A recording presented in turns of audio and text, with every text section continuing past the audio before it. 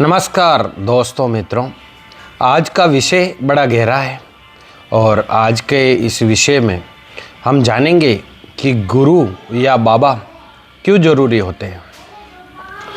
जो शब्द संस्कृत के घु अर्थात अंधकार से रू अर्थात प्रकाश की ओर ले जाने से बना है, इतने गहरे अर्थ वाले शब्द जिसे पूर्व काल में लोग पिता, दादा या गुरु को बोलने में बड़ा बाबा शब्द का प्रयोग कर लेते थे, वैसे ही पिताश्री, तात, पितामह को पापा कर लिए,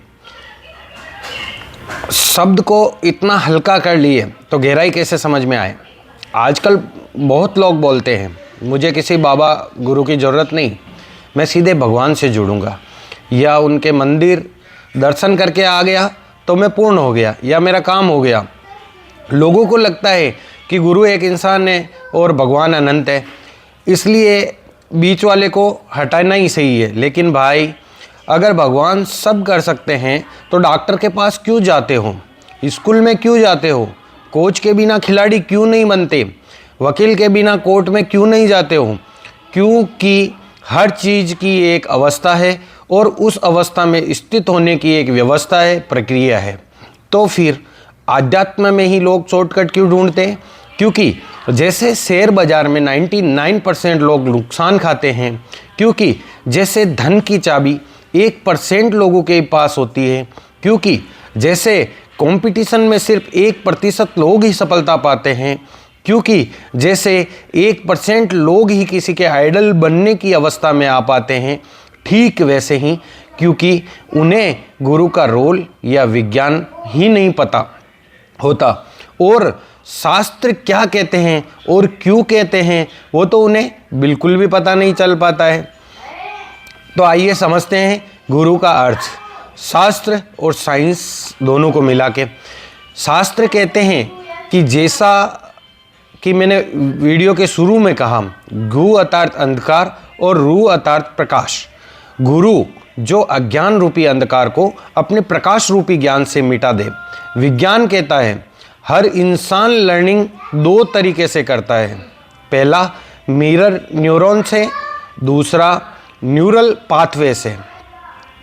जब तुम एक अनुभवी व्यक्ति के साथ रहते हो, तुम्हारा मस्तिष्क उसके व्यवहार को कॉपी करता है। उसकी शांति, धैर्य, क्लियरिटी तुम्हारे दिमाग में भी एक पैटर्न बना देती है। यही कारण है कि जैसे सूरज के सामने बादल आ जाने से सूरज दिखाई नहीं देता है, जैसे कैमरा के लेंस पर धूल जमने से चित्र दिखाई नहीं देता है, ठीक वैसे ही गुरु सद्गुरु के पास बैठने से वो मन, बुद्धि, चित्त और अहंकार पर जमी अज्ञान रूपी मेल को हटाकर आपके ही भीतर छुपे आपके ही चित्र और चरित्र को ज्ञान रूपी प्रकाश से प्रकाशित कर देते हैं। तो मन स्वतः शांत हो जाता है। ये मिराकल नहीं है, न्यूरो साइंस है मित्रों। दोस्तों आइए आगे हम समझते हैं शास्त्र 3 शरीर के सिद्धांत को। शास्त्रों में 3 शरीर बताए गए हैं। स्थूल शरीर भौतिक होता है, सूक्ष्म शरीर मन, बुद्धि, चित्त और अहंकार रूप में होता है, कारण शरीर जो है वो संस्कारों के बीजों के रूप में होता है। आत्मा इनमें से किसी में भी नहीं फंसती है, पर सूक्ष्म शरीर अपने अनुभवों को प्रभावित करता है। भगवद गीता में कहा गया है कि आत्मा पुराने वस्त्र छोड़कर नए ग्रहण करती है, यानी शरीर बदलती है, पर सूक्ष्म शरीर अपने संस्कार लेकर चलता रहता है। यही संस्कार स्वर्ग, नर्क, भटकाव, पुनर्जन्म का बेस है। गुरु वही है जो सूक्ष्म शरीर की सफाई का मार्ग दिखाता है। आइए समझते हैं विज्ञान, मन, बुद्धि और चित्त का साइंटिफिक बेस। साइंस के अनुसार mind, continuous thoughts, beta wave, इसको बुद्धि कहा गया है, और इंटेलेक्ट जो है, एनालिटिक ब्रेन जो है, प्री फ्रंटल कॉर्टेक्स, इसको मन कहा गया है। मेमोरी सेंटर हिप्पोकैम्पस, इसको चित्त कहा गया है, और ईगो जो डिफ़ॉल्ट मोड नेटवर्क होता है, डिफ़ॉल्ट मोड नेटवर्क, इसको अहंकार कहा गया है। ये 4 सिस्टम जब डिस्टर्ब होते हैं तब stress, trauma, dopamine addiction, childhood imprint, hormones,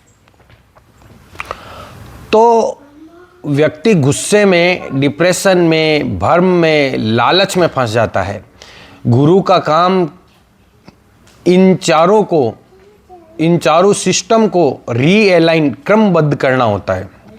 meditation technique, ध्यान, मौन, शास्त्र, सत्संग डायरेक्टली ब्रेन वेव्स को बदलते हैं। इसका साइंस में नाम है न्यूरोप्लास्टिसिटी।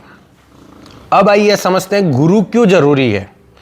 शास्त्र कहते हैं गुरु बिना अनुभव नहीं, गुरु बिना ज्ञान नहीं, गुरु बिना मोक्ष नहीं, क्योंकि आत्मा का प्रकाश मन बुद्धि की धूल से छिप जाता है। जैसे सूर्य के सामने बादल आने से सूरज छिप जाता है, जैसे कैमरा के लेंस के आगे धूल आने से चित्र छुप जाता है, ठीक वैसे ही मन, बुद्धि, चित्त, अहंकार आदि के दोष रूपी अनुभव आत्मा के वाहन है, जो आत्मा को भटकाने और परमात्मा से मिलने के मार्ग में अवरोध पैदा करते हैं।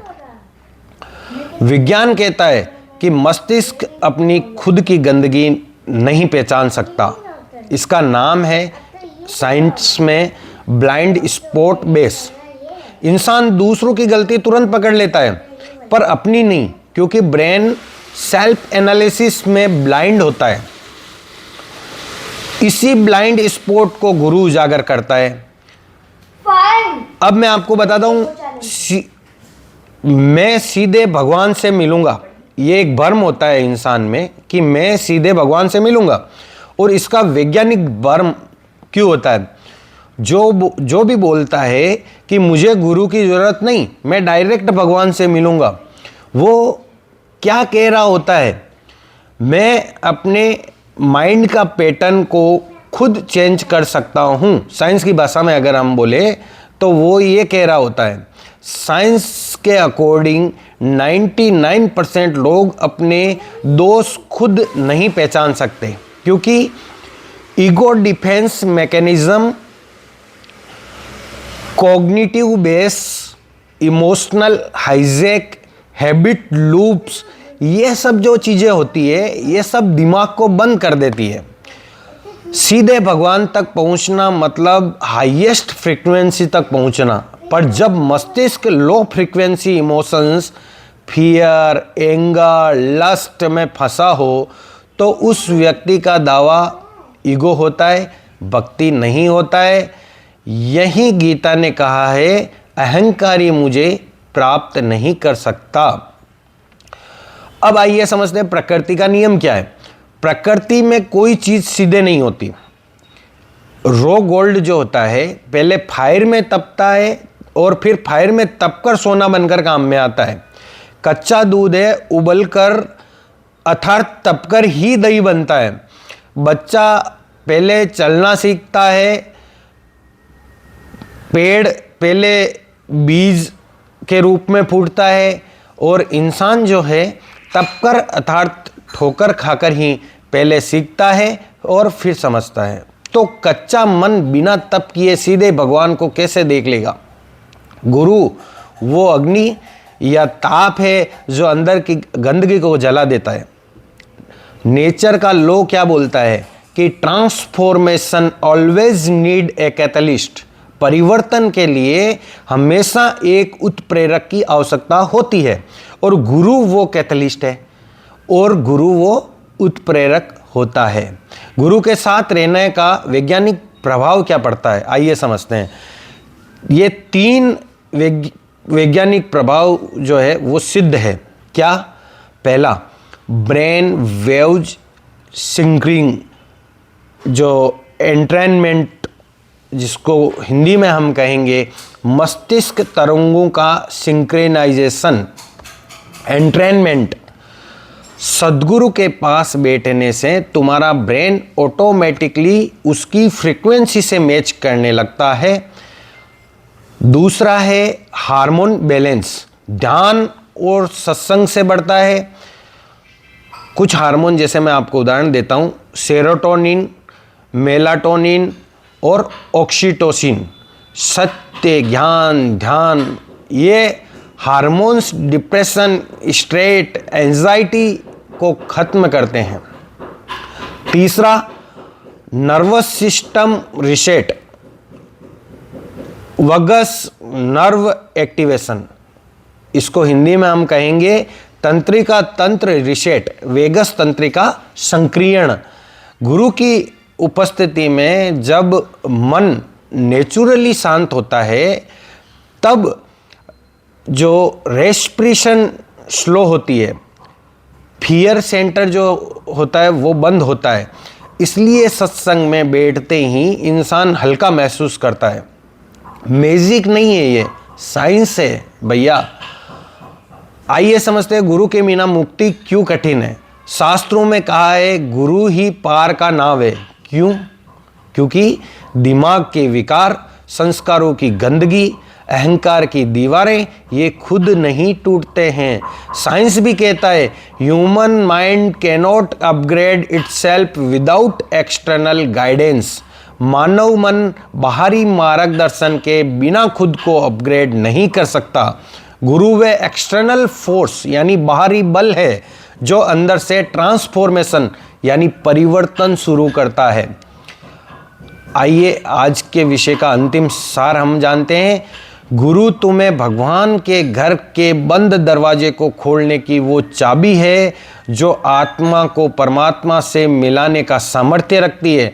गुरु तुम्हारे अंदर के अंधकार को हटाता है और जब अंधकार हट जाता है तो भगवान खुद प्रकट हो जाते हैं। गुरु चमत्कार नहीं करता, वह तुम्हारे मन, बुद्धि, चित्त और अहंकार को अलाइनमेंट में लाता है, क्रमबद्ध करता है, सूचीबद्ध करता है। और जब अंदर का तुम जाग जाता है तो भगवान तुमसे दूर नहीं रहते।